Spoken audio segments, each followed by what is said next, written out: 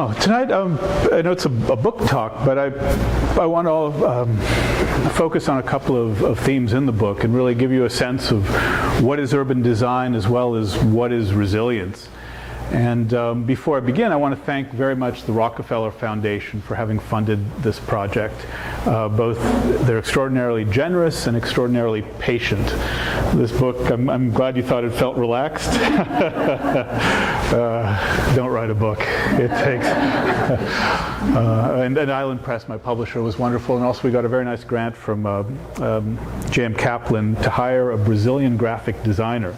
And that's why both the book, I think, is kind of fun in its design, as well as why Central Park is upside down on the cover. So this book actually came out of a sense of survival. It's something that I realized I had to write very shortly after I started this job of being chief urban designer at the Department of City Planning.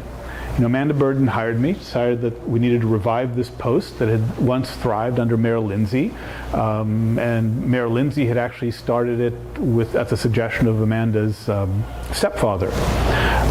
But I thought, I'm an architect by training, and I draw a lot, and I thought that, well, great, my sketches will be all I need. I'll draw something good, and then everyone will simply follow those sketches. And of course, I was immediately disabused of this. New York developers, architects, power lawyers, they don't like to follow anybody else's idea. So I realized I needed a framework in order to survive. I needed a reason outside my own opinions and outside my own drawings that would help locate into a larger context the individual acts of many, many people. And New York is noisy with people and their opinions every day. I mean, that's what makes New York new. But Rockefeller was very good to provide me the funding after hours, because I wasn't allowed to work on this during city time.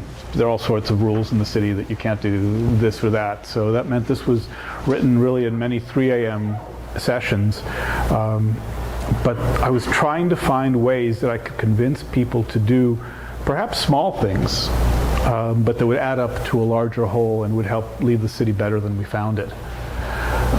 To do that, though, is not a reflection of any special intellect that I had, but really more a reflection of a mentor. And how many of you all feel like you've had a mentor for your careers? Yeah? Very, very important. You know, I was lucky to have as a mentor this guy Daniel Patrick Moynihan. And he was the senior senator from New York for many years. But I'm actually from DC originally, and when I finished architecture school, I went back to Washington to work in what was then the AIA Firm of the Year, and we had the best commissions on Pennsylvania Avenue and won all the best awards.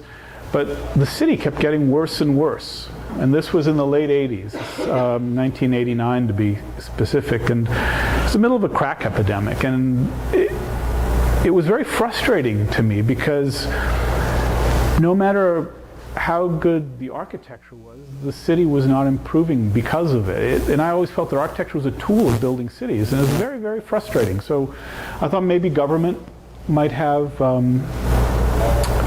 something to do with this, and everybody told me the only person who cared about architecture in government was this guy Daniel Patrick Moynihan. And through some family friends, I was able to wangle an unpaid internship in the back room with 4 other people, you know, and writing memos. And one day Moynihan saw one of the memos and he asked, who is this Washburn fellow? And his chief of staff said, oh, he's an architect we have in the back. He said, we have an architect? You know, bring him in. And he met me, he liked me, and he made me his environment and public works advisor. Basically the only senator on Capitol Hill who decided it was worthwhile having an architect on staff. And he did love architecture. And you knew that because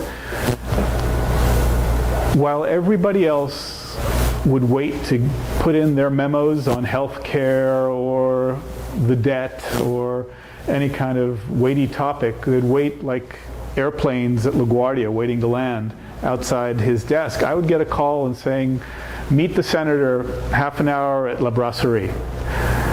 And we would go there, and over lunch, and he used to like croque monsieur and Puy Fuissé, often 2 bottles of Puy Fuissé. He would want to talk about architecture and about cities.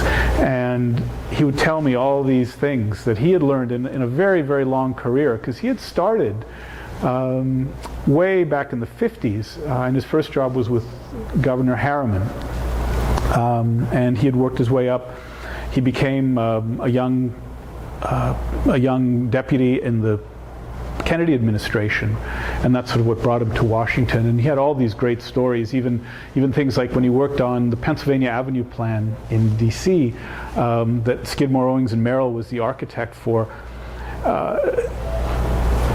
He remember one time he had to go for a huge presentation to the Congressional Committee to approve the whole project, and he went to pick up Nat Owings from his hotel room. And Nat Owings was so drunk. And this is more Mad Men era times, I think.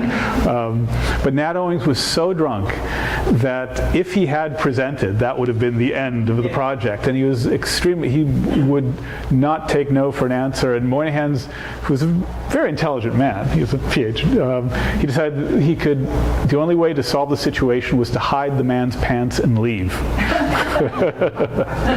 So, it's all these sort of, even sometimes silly stories about how you build and how you get things done.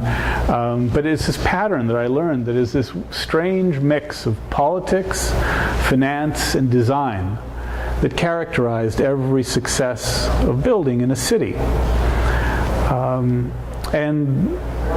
Senator Moynihan brought me in one day and asked me to see if I could help a project that he was very fond of, which was Penn Station. And Penn Station was a great train station that was torn down and replaced by what we have now, Madison Square Garden, and buried underneath it.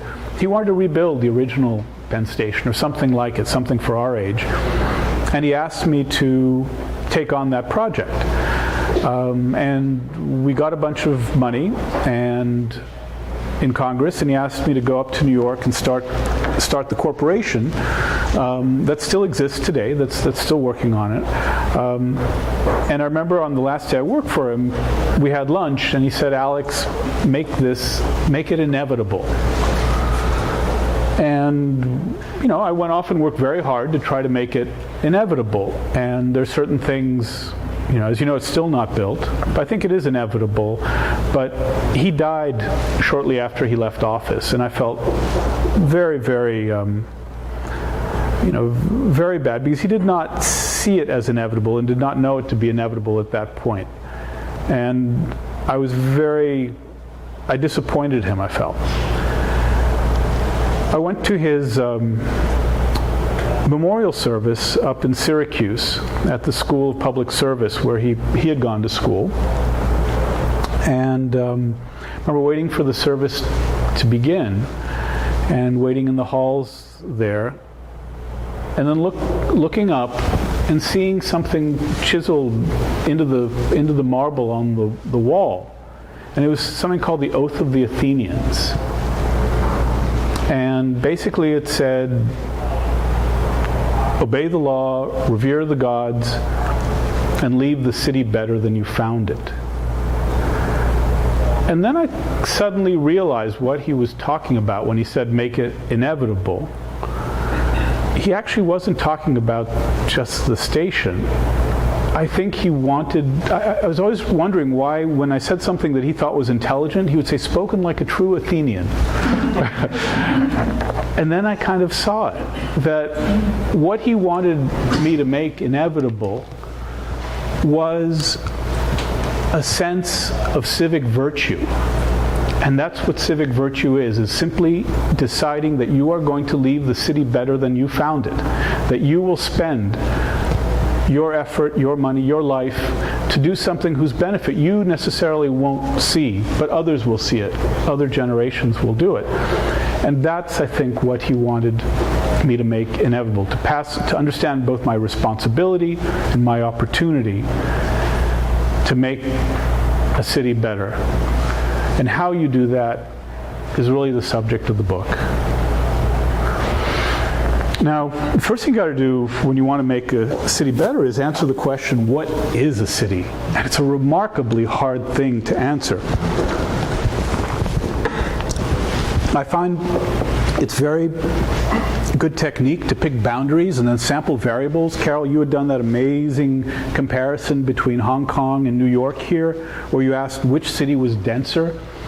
And, if you take, at the largest scale, well, New York and Hong Kong have the same land area, more or less the same population, but 3/4 of Hong Kong is open, whereas 1/4 of New York is. But then as you zoom in, that ratio changes, and it tells you that cities are very, very hard to compare. And I urge you all, whenever you take statistics on a city, you have to investigate yourself. You have to decide what's important to you, what variable you want to sample, and realize that there are many, many cities in one, and they overlap. And there's a New York of healthcare, and a New York of restaurants, and a New York of transit, and they all have different edges, and they all live inside of us, because that's how we decide what a city is. Now it's interesting because you can quantify a lot of these things through geographical information systems. You can even quantify qualitative information. Like there's a great image once, this guy, Eric Fisher at Berkeley, mapped OMG tweets out of New York. And it made this picture of a giant river running through Manhattan, basically up Broadway and into Times Square. And I like that, because a lot of what we have to do is to make decisions based on data, but emotion is part of urban design as well as fact. So to be able to be accurate about a qualitative idea is very important to a city. Now, just before me speaking here was Vishaan Chakrabarty, who is a good friend of mine, but he and I differ on the subject of suburbs.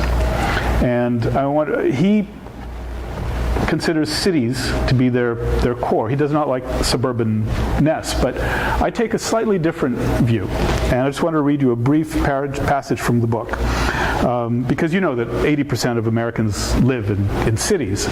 But of course, if you ask these urbanized Americans if they indeed lived in cities, more than half of them would say no. They would say they don't live in cities. They live in suburbs or small towns. And they would list the virtues that have been affixed to rural life as chief amongst their enjoyments. There's peace and quiet. There's space between houses, so much so that I know of one man who moved to the suburbs because he didn't want neighbors. He wanted to live on the frontier. True enough, in summertime when the trees were in leaf and the hedges full, he could not see his neighbors and could nourish his frontier fantasy. He even kept a rifle at the ready. But this suburban man did have neighbors, and he had electrical power and a gas line, a sanitary sewer, and of course, municipal water. Fiber optics, copper wire, cable, and a cell phone tower complete his communications package. And public employees pick up his trash and guard his house while he is sleeping, albeit with his squirrel gun under his bed. He drives every day to a job downtown and is not averse to shopping and dining in the harlot sodden metropolis he otherwise goes to great pains to distance himself from.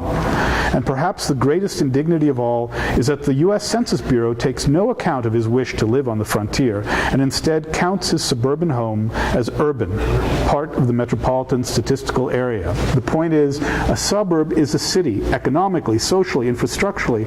A suburb is simply a low-density city. And although I might caricature some of its adherents as they might caricature latte-sipping metrosexual apartment dwellers downtown, the suburb is a beloved form of city for a very, very large portion of the population. I think getting rid of that suburb, the sort of the myth that a suburb is apart from the city, may be the one thing that helps us densify suburbs and make them more a part of the city that we, I think, as New Yorkers tend to realize is something much more compact and dense. But the world has many, many forms of city, from farmhouse to penthouse. Now, leaving the city issue for a moment, let's talk a bit about what is urban design itself. Remember, urban design doesn't build cities. Urban design builds the tools that build cities. And to be an urban designer, you have to work at that intersection of what Moynihan taught me was important, at the intersection of politics, finance, and design. We're the ones in the center, the ones holding the pen. All around us are swirling chief economists, the director of strategy, the community board liaison, the district planner, but in the end, it's those hands drawing those lines that give form and have to integrate all the different decisions. We believe that drawing is so important that if a place is worth remembering, it's worth drawing. Drawing is how you get something into your head. You don't have to be Michelangelo. You don't have to be a great drawer. You can draw stick figures. But the act of drawing is an act of analysis. And you choose what's important about a place, and once you've made that choice, you can communicate it to others. Even though we work at the scale of the city, the smallest dimensions matter for an urban designer. And we will go around places measuring things like curb heights and noting them, because ultimately everything that we do at every scale matters in your perception of the civic life. Every age has a set of values that accompany their idea of what a city should be, and I think that those values really depend on a perspective. For us, that perspective is that of the pedestrian. You know, for a previous era, the perspective was the windshield. You know, the windshield may be very good if your value system is one of personal mobility, but I think the pedestrian point of view is a necessity if your value system is humanist. In other words, everything should have a proportion and a ratio relative to us as people. If it's democratic, because one of the chief rules of urban design is that everybody goes everywhere. The street, the public space, is where a city builds respect. And anytime that's limited, either out of fear or by statute, you corrode your social fabric. That's something Moynihan taught me. He grew up very poor in Hell's Kitchen. And he would go shine shoes on the steps of the New York Public Library. But he would tell me that when he would have a conversation, the person whose shoes he was shining could be a millionaire, but they would have a respectful and intelligent conversation in this setting of civic buildings and civic plaza. And he always told me that that's where he learned respect, that's where he understood how to become a citizen, and that's where public space actually makes you something. And then he would go back home to a very squalid apartment above a bar in Hell's Kitchen. But the great spaces of New York really taught him something he couldn't learn elsewhere. When Mayor Bloomberg put out his Plan YC in Earth Day 2007, that actually gave us a very explicit urban design agenda. And the first part of that agenda was growth. You know, New York is going to grow by 1 million New Yorkers in the course of a generation, so where to put them? And in the end, where we put them, you see, is basically where we have transit. And, you know, simple enough. I think New York has had transit-oriented development in its DNA for 100 years, and we're committed to that for another 100 years. So everything that we did at city planning to grow would be to upzone, increase density around transit, and at the same time downzone in areas where there wasn't transit. And one thing I like about New York that is unique when you travel to other cities around the world is this ratio. I call it the diversity ratio for density. We can go from a 0.3 ratio of your land to the size of your building that you can have on Staten Island to a ratio of 30 in Midtown. It's 100-to-1 difference, whereas a place like Sao Paulo, they try to put an even 4 FAR across the city. And, you know, I don't think it's the intended consequence, but the result is to build a tower in Sao Paulo, you have to buy a lot of land, and then you fence that land off, and then it comes out of the public realm. But we have choice, and we have an appreciation for the public realm in New York. The second part of our goal from Plan NYC was sustainability. And sustainability has two aspects to it. Adaptation on the left. This is my street in Red Hook, the morning before the evening high tide of Sandy. And adaptation is how you change your city to deal with climate change that's already occurred. The other side is mitigation, which is how do you reduce your carbon dioxide equivalent emissions so that you reduce the chance of future climate change by removing carbon from the atmosphere. But sustainability has both of those aspects to it. So these were our two technical goals, but the third goal, out of which the first two would be meaningless, is that everything we did had to improve the quality of civic life, and we took this to mean improve the quality of public space. And an example of this is my daughter in front of the waterfall at Paley Park. A little vest pocket plaza, not much bigger than the space we're in here, that mesmerized her. It had, I think, a special meaning to me because it's generational. It was actually built by my boss, Amanda Burden's stepfather. And Amanda actually learned a lot about public space and working with him on this. And when it was built, and now it's transmitted it to my daughter's generation. And it's a very good paradigm for what we do in urban design and city building. And a small-scale example of civic virtue. Social media. If you're interested in the book, you go to Amazon.com and simply search Washburn Urban Design. Okay, that's a... All right, I will now give you a very, very, very, very short history of urban design in New York City. And it begins with 1811 and the Commissioner's Plan, the Industrial Revolution, where they threw a grid across the city. And we know it well, same grid we have today. 800-foot blocks by 200, basically 100-foot avenues, 60-foot streets. But a great act of bravado to take what was just, oops, I've gone to the next slide, but I'll go back to it, a city that ended here and throw it across the whole island. But, we didn't have a central park in that 1811 plan. And the reason for that was that the commissioner said that land was so expensive that we should, for open space and recreation, simply go to the river's edge. We had these two great rivers, much bigger than the Seine or the Thames or anything in Europe. Why not use those for our light and air? And that wasn't actually such a dumb idea, because at that time you could only dock at the tip of Manhattan. No one had understood how you could apply steam power to navigation, to shipping. But, of course, when that was understood, shipping covered the coast of Manhattan, and the coast became privatized. And, Cornelius Vanderbilt, the man that the Commodore, he had his start ferrying people from his home in Staten Island to Manhattan.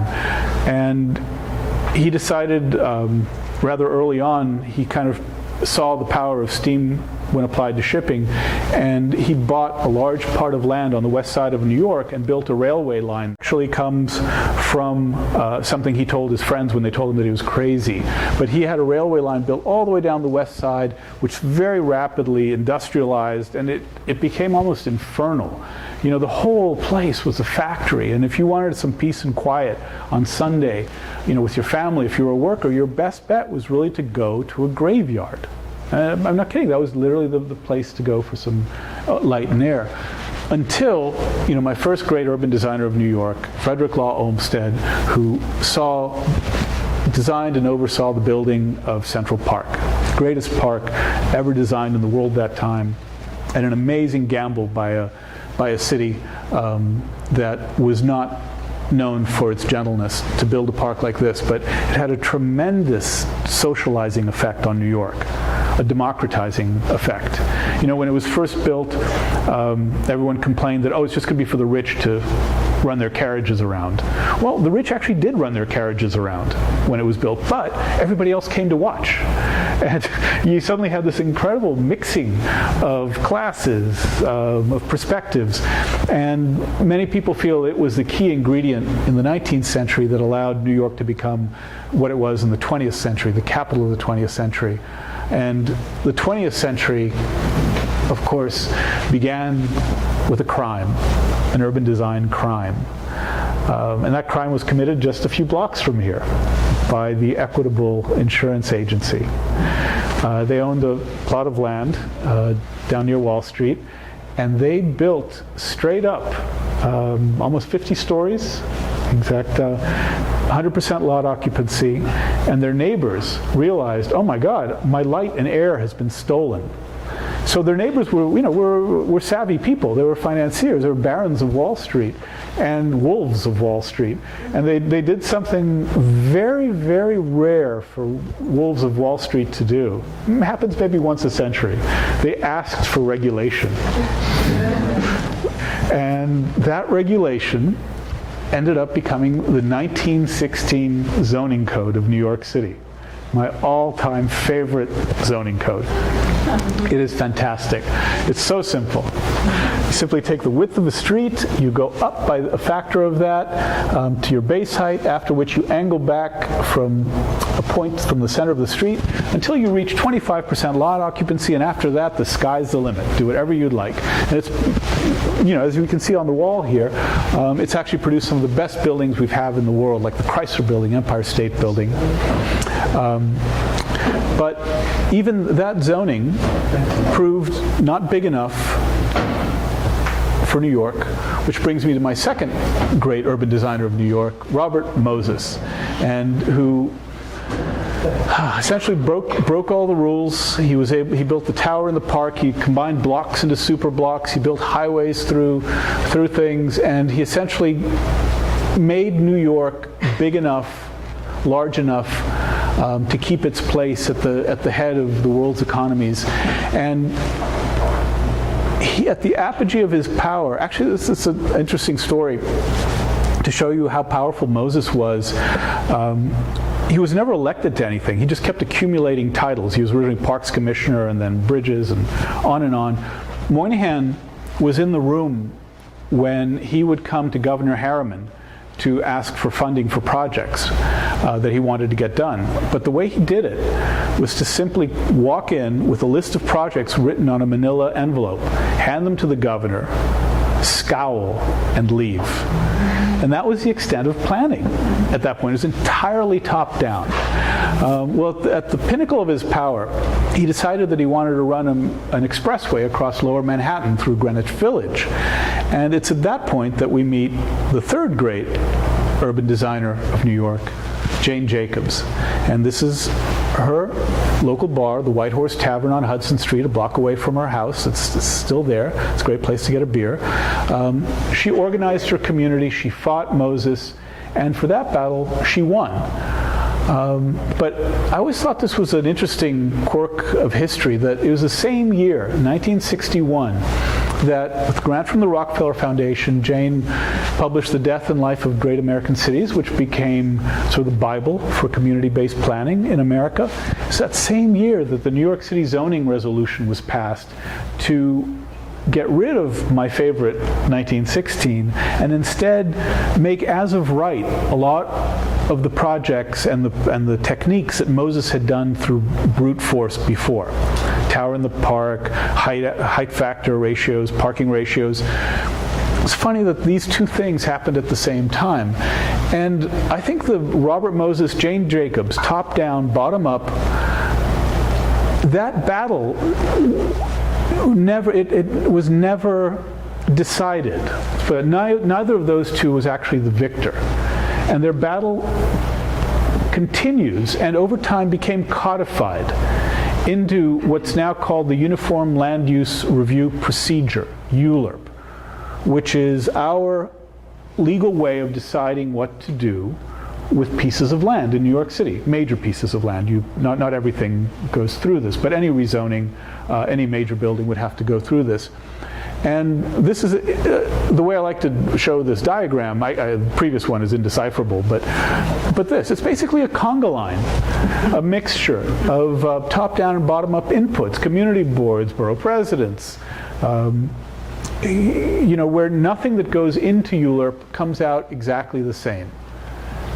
And people, for instance, in Sao Paulo, will ask me, why doesn't New York have a master plan? And the answer is New York doesn't have a master plan because we change too quickly. No, you could never do a master plan on a 5-year basis, let's say, and then have periodic updates. We need something that's subtle enough to change regularly. And in fact, our zoning code and our zoning map are exactly that. They're a living document that through Euler changes, practically every 2 weeks. And it helps keeps New York at the forefront, I think, of change in the world. And something I like to see is just how over time, New York's blocks and zoning and land use has become more and more fine-grained, to the point where now it's almost mosaic-like. So here we go. I'll take a break. And now I'm going to tweet at you. I'm sorry. So this stuff sort of amuses. I don't know if I get this right, if I don't tweet at the wrong person. But I'm going to try sending something out.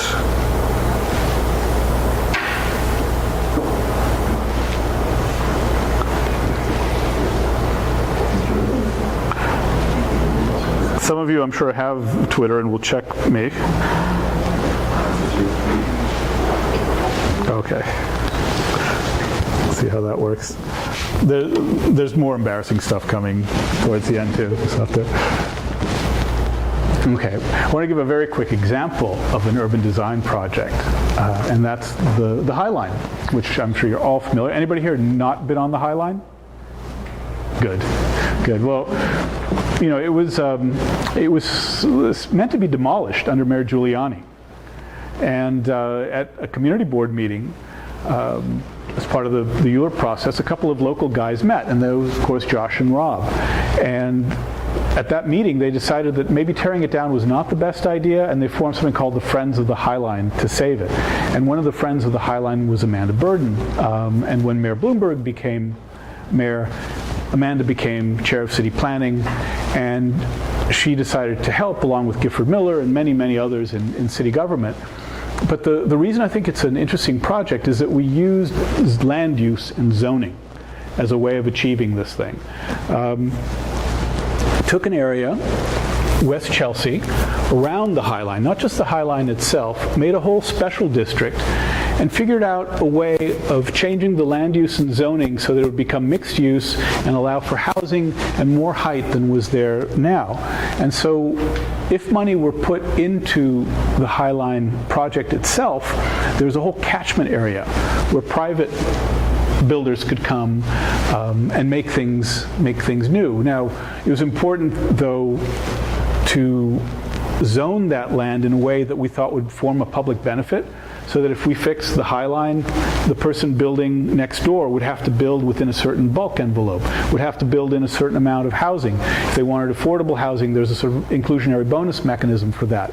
So it was all a way of triggering a result on a larger area from a smaller project. And of course, the people who wanted to tear it down, we had to answer their criticism because they weren't letting this go forward. And we decided on a very good idea, which was to allow a transfer mechanism, just like you did in Grand Central, where the people who own land under the High Line could sell that air rights to people on the edge in the places that we had upzoned and changed the land use of. And the result, of course, is what we have now. Happened very, very fast. Happened very, very large. And I asked myself, well, what would my 3 great urban designers of New York think of this? What would my 3 bosses think of this?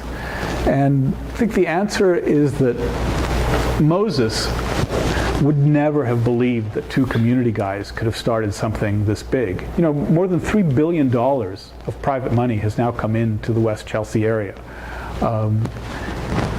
Jane Jacobs would never have believed that government could have ever written regulations that would allow something as fine-grained as what's there today to have occurred. And I think she may think of it a little bit too exclusive and a little snooty for her taste, but I think she would have admired the texture of the place. And Olmsted would love a walk down the High Line, but he'd think we're crazy for building it 20 feet in the air. But all 3 of them, even though they would question the premise. They would agree that it's a successful project, and it embodies the three things I think you need now for a successful urban design project: quantity of Moses, quality of Jacobs, and to do it via the techniques of nature through Olmsted. And that brings me to resilience, which is a very important topic for me because my house was flooded during Sandy. And the book actually gets its narrative from that flooding. I've been writing this thing. I think I've gone through 7 drafts. And I was working on the introduction the night Sandy hit. So there's a whole section in the book about what it feels like to actually get flooded. I ignored the evacuation order and stayed in my house in Red Hook. And, it's a very, very powerful force. And I think it's going to happen again. And I feel very strongly that we have to make our city more resilient to these weather events. I try to quantify this, try to make some kind of broader statement and understand it in the context of something that's not merely my own feelings because my own house got flooded. And the best way I can understand it is to use what's called the global risk equation. Some people are surprised that New York has a higher hurricane risk than New Orleans does. But the reason for that is that risk has 2 components, as you can see on the slide. Risk is a combination of probability times consequences. Yes, New Orleans has a much higher probability of hurricanes, but we're a much larger city, so the consequences, if one hits, are much stronger for us. So I have to ask, how do you make risk sustainable? Well, that gets us back to, remember, the sustainability having 2 components. You can either reduce probability through mitigation, lower your carbon, take out energy from the climate system, and over time you will reduce the risk of future climate change. But I personally am more interested in the second factor. How do we reduce the consequences now? And that's adaptation. What we can do today for climate change that has already occurred and is going to keep coming back. So that leads me to what the definition of resilience is. Resilience is a basket of actions that you take that lead to adaptation. And they're not all physical. In fact, I would say the most important one, and the one that my neighborhood of Red Hook benefited the most from, was social cohesion. The day after, volunteers flooded Red Hook in quantities, bigger than the water. It was amazing to me how people helped. They came from all parts of the city. People said, wow, I'm just sitting around and I'm dry and I've, got power and cable, and I felt like I just wanted to help. And they would come to Red Hook and help me get stuff out of my first floor that was just fetid. When the flooding comes, it's not sort of like rainwater. It's like the toilet overflowing. That's really essentially what happens in a city that gets hit by a storm surge. It's this horrible mixture of gunk that goes everywhere and then settles as the floodwaters recede, and then somebody has to clean it up. And I just felt very, very lucky that we had a society, a neighborhood, a community that rose to that challenge. While I applaud that and love that, and that's what makes me love my neighborhood more than anything else, I know it's not enough, and you cannot substitute the strength of a community for the strength of a city and its critical infrastructure and response. So there are these other things that we have to work on. Emergency planning, yes, I think we do a very good job at Office of Emergency Management. We don't do a very good job on economic diversity in Red Hook. There are many people going out of business there now because we have not fully recovered. And part of that is we have very strange zoning in Red Hook. That, maybe it's a topic for another lecture, but it's primarily manufacturing. There are not a lot of manufacturing jobs there, so the people who are trying to make other businesses are often stranded. We have to diversify. Now, physical things we can do are like fortify. What can we do to the coastline? Everything from oyster beds to seawalls are possibilities. We can elevate, move things up higher, although that's very hard to do when you have a row house, and we'll talk about that a little bit later. Or you can do something which a lot of people tell me, oh, why don't you just move? Cities don't move very often. They're sedentary and proud of it. And in Red Hook in particular, there's a bar on the corner called Fort Defiance. And Fort Defiance was an outpost that actually protected the retreat of Washington's army. And these sort of butterfly wing theories may have saved the Revolutionary War by allowing enough of Washington's army to get away unscathed. But no, we don't really retreat. And I think the people that say, well, New York should just get up and move, why be next to the shore? We're here in the shore. We have, I believe, 1 billion square feet in the flood zone, and we have to find a way of dealing with it. So I see resilience as a way of reducing risk, but also an opportunity to improve civic life. See, so this is getting back to my definition of urban design. You got to meet the technical challenges, but it's a chance to make public space better, to change in a way that makes your neighborhood a better place to live. Where I'm going to test that is Red Hook itself and my house. This is a picture of opening the door when I went down to kind of check on the flood. And remember, it was late autumn, and it's kind of surreal because look, it's like you open the door, it's like this golden, this sort of golden wave started rolling into the house with the beautiful leaves of autumn kind of suspended in what I didn't, at that point understand as overflowing toilet water. But that sort of poetic image of this coming in. Of course, the next minute I realized the electrical panel's downstairs, so boom, that goes out, and then boom, the transformers go out in the street. But now, now many months later, it's time to rebuild, and I'm very frustrated. I'm very, very frustrated here because if I follow the regulatory path of least resistance, what I'm supposed to do is make my house flood-proof, which means blow out my Victorian storefront, fill in my basement, pour a slab, cut a curb cut, and make it parking. That would make my house resilient. But if I did that, and my neighbor did that, and the Good Fork restaurant did that, and if Fort Defiance, the bar, did that, and if the pharmacy across the street did that, sure, we'd all have flood-proof houses, but would we be resilient? No, we would have actually killed our street. And if we kill our street, we kill our community. So that, to me, is not resilience. You have to solve these technical issues of flooding, but in a way that improves the quality of your public space and your civic life. I'll show you an example at the scale of my house. Won't go into it in this lecture, but it's enough for a course. Trying to figure out a technical fix, right? Rather than, the way to make my street more lively would be to put a restaurant or a cafe in at the ground floor. So I'm working with all sorts of engineers to try to figure out a way to technically do it. And we're coming up with ideas of hydrostatic equalizers and soil strengtheners. We're trying to find a way that you can do on the basis of a row house by row house improvement, so that over time people can change the strength of their houses and improve the neighborhood bit by bit. Well, keep your eyes peeled. I'm actually going to be working on this a lot more in the coming months, and whether it succeeds, we'll see.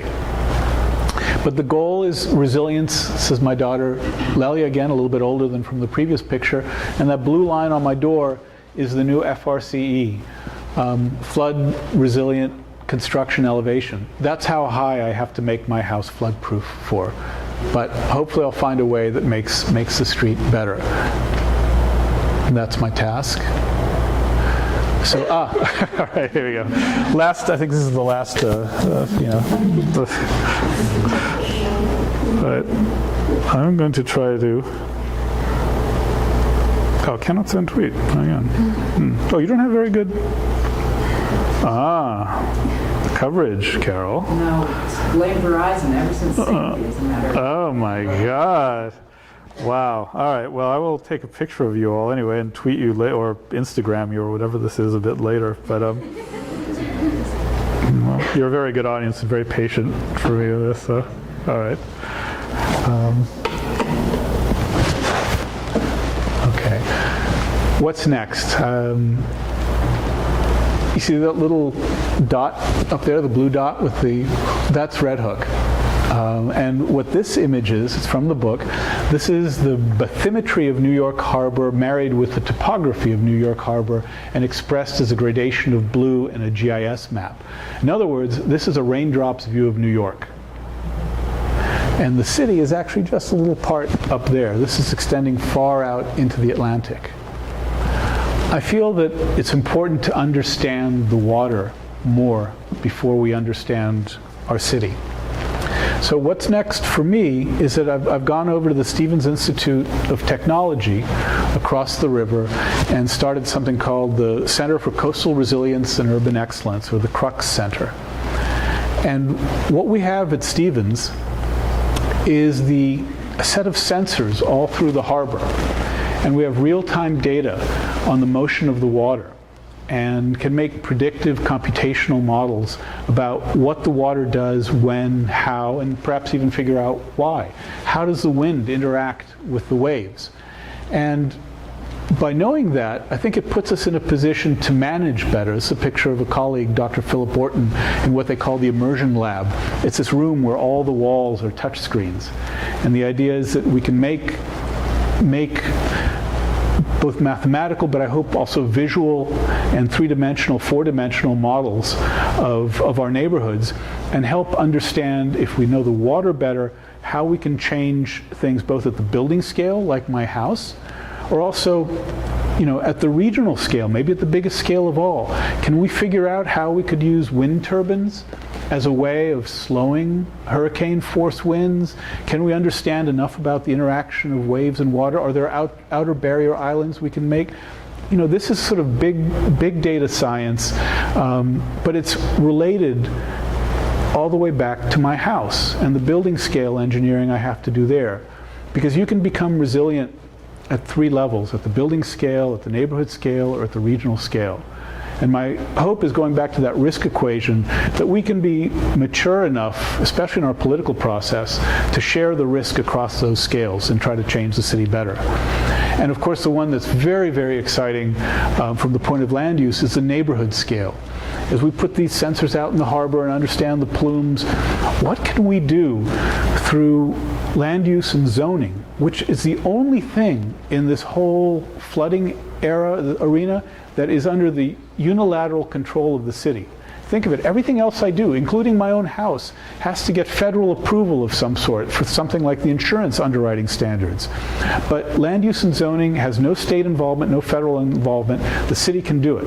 And if we can change the High Line, the West Chelsea area, change it so much by combining public investment with land use in the periphery, I think we can possibly come out with a way that will make Red Hook sustainable, resilient, and a great place to be, in the future. So, thank you so much for listening to my talk and putting up with my social media.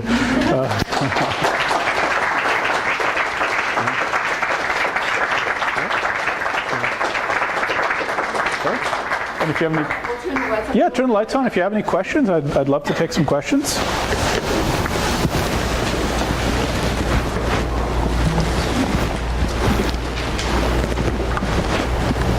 Yes. You mentioned that we don't have traditional sort of long-term planning, but we have the reload process.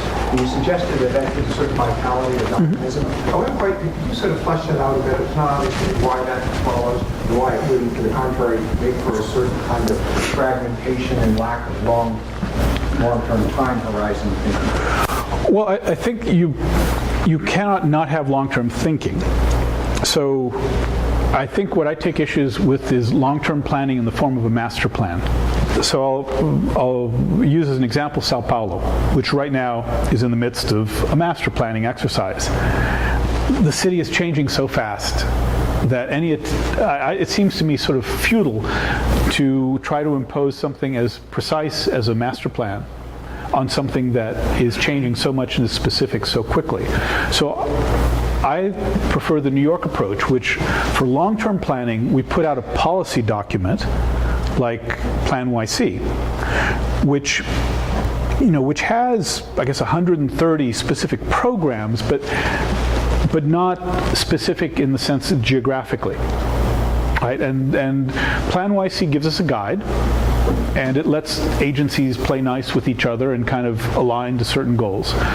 But the specifics of what area, what piece of land should become what, then gets left to the zoning. And it becomes, it puts a large responsibility on the Planning Commission to judge whether, in approving a rezoning, whether that's prudent, whether that's in keeping with the overall plan. Other questions? Yeah. I just finished planning school and I'm just getting into it myself, and I'm curious if you were getting into it today, just really starting in your career. You told a very poetic story of being around and being able to sort of participate with people who could be that agent of change and actually have that really big civic impact. It seems like we're on a course that makes things just more and more bureaucratically complicated, and it only goes in one direction. It doesn't recede, it only advances. What kind of thoughts do you have on sort of where young professionals might want to place themselves if they're trying to have that sort of impact and doing it in a way that we'll be able to see? Because I consulted for a little while on planning, and I know planners are never expecting the stuff they look at to be built. That's unfortunate, but that's what most planners think about. These are all great questions. It's sort of a bundle of questions, and I think part of it is I'm coming at it from being an architect rather than a planner. So I just like to make stuff, and I feel incredibly lucky that I had the opportunity to go work in the Department of City Planning and become an urban designer. But yes, there are, first of all, there are just very few jobs, planning jobs out there in the world. So some of it is luck of the draw, whether you would get one job, which as a young person planning out their careers, you can't exist in such a system. You can't hope that the roulette wheel lands on your number so that you get to be a person in authority. So yes, the backdrop would seem very frustrating. On the other hand, what I'm seeing at Stevens, what I'm seeing going to other cities, if you can figure out what's wrong with the city and then figure out a way of fixing it at whatever scale, you will never not have work. And I am seeing, I hope, the beginning of an entirely new industry of distributed agency. That's that would be the technical complexity theory term for it. But the idea that we're connected enough, that we have knowledge enough, and I hope the book provides that framework. Maybe that's part of the thing that I'm taking for granted. If you read the book, you get a sense of the big picture framework, how the decisions get made, and I think it gives you the confidence to place your small or large change, but you put that change in context, you make a difference. If you find a way to make it profitable and politically viable, you can scale it.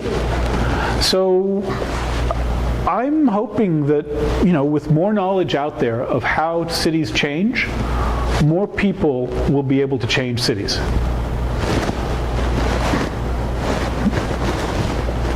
You spoke a lot about wanting to improve overall civic life. And I was wondering if you believe it's possible to invest enough in all parts of the city that everywhere you go,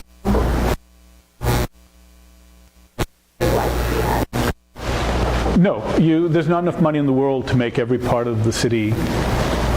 So that's why my first, kind of bedrock aspect about urban design, everybody goes everywhere. People from poor areas should be able to go to rich areas go to poor areas. We take it for granted in contemporary New York. It was not the case even in New York a generation ago. It's not the case in Sao Paulo. They're working at it. But one can never have evenness. Even if the intent was evenness. Well, not evenness per se, but just that even where things were the least great, that they were still quality. All right, so Sergio Fajardo, one of my favorite kind of mayors as urban designers, which is a very powerful, it's when you get a mayor who's actually a designer, like Enrique Peñalosa, Sergio Fajardo, the guy in Curitiba, Brazil, Jamie Lerner. They combine politics, finance, and design, so they get a lot done. So anyways, Fajardo had this thing saying that our best buildings should be in our poorest neighborhoods. And then those neighborhoods, this was in Medellin, Colombia, those neighborhoods were poor and therefore built on the worst soils and they're on very steep slopes, so there's no way to get to them, in the traditional build a boulevard or a subway. So he came up with this idea to buy a bunch of Swiss whatever, skiing cars, whatever they are, I don't know, teleferique things, sky trams, I don't know what's right. And so he would land one of those in a neighborhood, make a plaza-sized area, and then build like a library or something in it, and get the best architects they had and the best materials. I thought that was brilliant, because it solved the everybody goes everywhere thing, albeit in a very creative way. And then realizing there weren't enough resources to put the best in every part of the city, he said, all right, we're going to put the best in the poorest part of the city. So that's smart. I mean, hats off to that. Over time, though, did the area around those beautiful buildings become a nicer area? I think so. I don't know. I haven't, one reason I didn't want to, I believe you should visit every place you really write about or in depth, and I haven't visited Medellin. I'd like to go. I've read things like the UN, what is that thing, the Human Development Index, or that it's huge improvement and everybody's happy. I don't know to the exact extent, but I think it has gotten quite a bit better. Now, if we're talking from a social science perspective, how you separate a specific act from an overall curve, that there are probably ways of statistically looking at that. So it has had an effect. I just can't tell you, either through the literature or through having been there, what that effect has increased. But I think it has. I think it's good. Even if not, he's set a precedent for every other mayor in every other city in the world to be able to say we should put our best buildings in our poorest areas. Just for that quote, I think it's worthwhile. Yeah? Question? Oh, you. Prior to Hurricane Sandy and the devastation that caused Red Oak, a few years before, there was this beautiful access to the waterfront that was not accessible before. A lot of the buildings and the areas were not accessible to the water for residents in that area. Using the criteria you talked about, urban planning and the first part of your comments, would you think that was successful in that whole waterfront area, Fairway, the bike path, that walking path that goes all the way to IKEA and around, benches, the preservation of those architectural things when it was a shipping? How resilient was that in terms of, from your point of view? Not particularly, and I opposed the group that opposed the IKEA, and they won the battle, so on. I'm not hold a grudge against them. I shop at IKEA and stuff, but I don't mind. But I think what I would have done differently, what I would do now differently. Let's say we determine that there's a certain wave velocity that requires a, maybe 10-foot seawall, let's say. Okay, so one engineering aspect would be go out and you just place a bunch of these concrete thingies, I don't know what they're called, they look like jacks that you play with, and you raise them up to an elevation of, say 15 feet. Then that solves the technical problem. Now we're protected from lateral acceleration of waves up to a certain force. All right, but that's not resilient urban design to me, because it hasn't given anything to our public space. So how do you fix it? So I think, well, there's this example. Actually, I have a picture of it in the book. In Copenhagen, where they took the old fort that protected the city in the 19th century. Oh yeah, this guy here, right here. And this is a 25 foot tall wall. And you can see the water down the moat of the fort there. But they turned into this amazing walking path. So I was like, well, if we're going to have a seawall, first of all, let's put it out a bit so that it's not crowding the buildings, and then let's turn it into something really beautiful to be on. And then it's done the dual purpose of working out our technical problem, but also improve the quality of our public space. And then I think, yeah, that's resilient.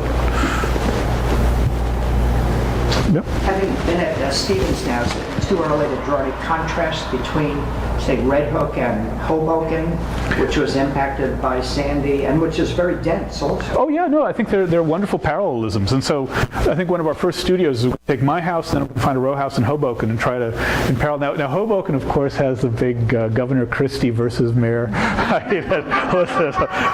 There's no way we can match that over on this side. I don't think that's. Wow. Yes? So how does a community take on the Economic Development Corporation, Howard Hughes, South of the Seaport, IKEA, the Gravy Dock in Red Hook, Phoenix Beverages, the waterfront in Brooklyn, maybe Atlantic Basin, Fresh Direct, Bronx Riverfront? There's so many. How do you fight something very large like that? Well, I think the way to do that is you fight it by competing with it. There's outcompete it. In the past, the way was, yes, stop things that are being posed by others. And, that whole thing when you walk down the street and you see people digging, say, what are they doing? Part of reading the book is to say, you can understand that the question is, no, not what they're doing, what are we doing? So, for instance, for Red Hook, I want us, the community, to start saying what we would like to see as a positive vision and outcompete whatever someone else may say. And I see that vision, we're currently manufacturing, but nobody manufactures there. Well, one reason they don't is because you'd be kind of dumb to put your factory in a place that's going to get flooded. All right, so how do you pay for flood-proofing that house? I think maybe you could put a couple floors of residential on top of that, and the profit you make from that could make that ground floor flood-proof. I don't know, these things all need to be looked into, but right now there would be a stance saying no residential because we want to protect the manufacturing. And I think you have to try to, once you figure out the moving parts, step back and say, well, I want to protect the manufacturing, and the best way to do that is to add a little bit of residential. And then how do we make the whole thing the right height, preserve light and air, get enough retail, improve the transportation. Lots of moving parts. In the past, these things have all been left to experts. I don't think they're super complex as a system, but the individual pieces themselves are not as complex. And I would hope that we come together and simply work out what it is we want to become. And I do believe that the Euler process is very, very cumbersome, but this is a really technical point, but anything that goes through Euler requires an environmental impact statement, which grows out of NEPA, National Environmental Protection Act, back from '71. It's usually this $1 million consultant, just something you don't even want to open. It's supposed to disclose everything that the proposed project would do. And it's kind of a waste, because if you made this document, instead of being a disclosure document, instead made it a design document, so you did it in real time while you're designing, so if you found out, oh, well, this project will do this to traffic. So you say, okay, we're going to do this and change that piece over. And maybe through using computational modeling, maybe some other ways, use all the effort that goes into the EIS and typically just sits on a shelf or is used later in a lawsuit. Instead, try to use it as a knowledge building document and incorporate that knowledge into the process of design. And that's kind of too technical to necessarily be talking about in this context, but it's very important because I think one of our biggest hurdles to resilience is actually the approvals process. And I say that because an environmental impact statement, your ideal situation is to get a finding of no significant impact. But if you have no significant impact, you're not going to become resilient. I mean, every project you do needs a significant impact. And it comes out of a perception of protecting nature from us, which was very valid, circa 1969 and PCBs in the Hudson. But right now, I think we have to move to a paradigm of managing nature. There are things that we have to be working with nature. And when there are ways that we need to protect our communities from aspects of nature, let's find, as much as possible, naturally engineered solutions to that. But it does mean going into the existing ecosystem, the status quo of the ecosystem now. And hopefully you do that in a way with eyes open. But yeah, there may be mistakes with it. But I don't want to retreat from doing anything because I'm afraid of making any mistakes. And there's a wonderful, do you guys know Eric Sanderson, Mannahatta? Excellent. Actually, you know his new book, Terra Nova? Okay, that's an excellent book. But also his new website, Mannahatta 2409. Oh, this is fun. Again, with money from the Rockefellers, and we were on his advisory board. He's come out with this incredible computer program that lets you paint different futures over Manhattan. And he has in the back servers calculating stocks and flows of biodiversity, population, carbon, and water. And it's really magnificent. It's version 1, so it's not all it's 10 meters grid. But I think this is going to be the future. And in fact, that's going back to this environmental impact statement. You won't need these months-long consultant things to do it. It'll be real time. You can actually paint a change onto a topography, onto a landscape. The server in the back is going to keep track. And I don't know. I think it's kind of exciting, but it's still on the forefront of that. Question? Huh? Yeah. Probably one last question. Okay. All right. Yes? What does civic virtue or civic consist of? Well, civic virtue, in the broadest sense, is the acknowledgement and the act of leaving your city better than you found it. That's civic virtue. Now the question becomes how you define better. And looking at it from an urban design point of view, better is a combination of technical challenges and then something that is more of a community improvement.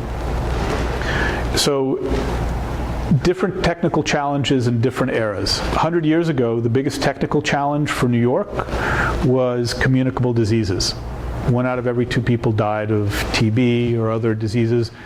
We realized that had a lot to do with the way buildings were built and the density at which they were built and the various infrastructures that served them.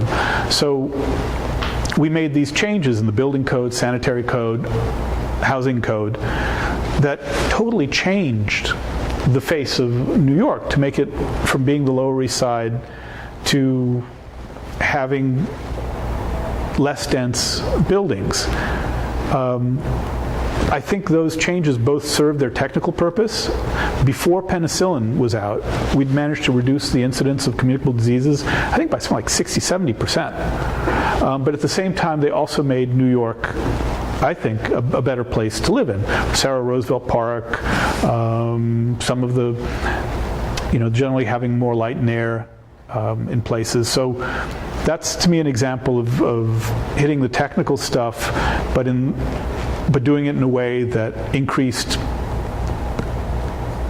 the quality of walking down the street and personally, I keep coming back to that. What's it feel like to walk down the street? If that's a good experience, you are probably improving the quality of civic life. And I make a very, very heavy correlation with the quality of public space and the quality of civic life. And dumb things like sidewalk widths and tree pits. And, it makes me mad when I go to well, it's just in Cairo, so we won't even go to that one, but let's say Sao Paulo. There's not a sidewalk. Or if there is a sidewalk, there's a telephone pole in the middle. I mean, it's just, I have to be restrained. It's like, how can you do this? This is not fair to people. This is the public realm. This is what belongs to me and you. How dare you put a telephone pole in there? Or how dare you park a car over it? Like you're arrogating to yourself for your private use, something that is public. And that is hugely important to me in the understanding of civic life and civic space, because if it is shared correctly, it's what teaches you to feel responsibility for everything, because you're a part of it. It's really a pleasure to be able to welcome Alex Washburn tonight, especially since he's just arrived back from an overseas flight and a 10 or so hour time difference. So we really appreciate him being here with us tonight, and we'll forgive any out-of-body experience that might happen, because he's just been in Oman and Cairo and other places. So I think adjusting back to the nature of New York may take a little bit more time. But in any case, it's such a pleasure to be able to hold up Alex's book after talking to him for so many years about issues of urban design, because we go back not all that far, but certainly through your years at city planning and probably listening to you talk about the Penn Station and various other iterations of his planning career. And he's now a professor, finding a spot in the second life after government, and he's had a number of different positions, and like Sean, views on the way the world operates. But most recently, and for the 12 years, is that right, in the Bloomberg administration? 7 years. 7 years. He was the chief urban designer in the Department of City Planning. And there he had a sweep of both responsibilities and ambitions and opportunities in an administration that really took seriously the idea of urban design and gave him a kind of portfolio, as did Amanda Burden as she led the department, to really think about the aesthetics of cities as well as how they operate. And indeed, by the character of his talk, the nature of urban design has been a kind of leitmotif in the way that he's looked at cities. This book, though, developed rather quickly out of... and I'll talk about that, yeah. The book that we talked about a year ago, or for many years, is something broader and urban design issues, a more kind of sweeping textbook, I suppose, approach to thinking about planning. But this one, as you'll read, and I encourage you to purchase and read, and as you'll see from his talk, begins I was going to say, it's in a relaxed way when it comes to writing. And what's so un-textbook-like about this book is the way that you enter it through his personal experience with the hurricanes, not just Hurricane Sandy, but Irene before that. And in the way that he has responded and reflected on those experiences, which were urgent at the time, but which fall in a much larger sweep about thinking about issues of sustainability and resiliency and comparative urbanism from city to city, which also informs this book importantly. So this book, which I strongly recommend as a read, came as a great surprise to me, because it was so in a way relaxed as a writing exercise. Bring people into it almost in a novelistic way. And so there are both lessons and pleasures that one gets out of this book, and which we're going to hear about here and look at illustrated in remarkable drawings that Alex has also adapted. So there's Alex Washburn. Oh.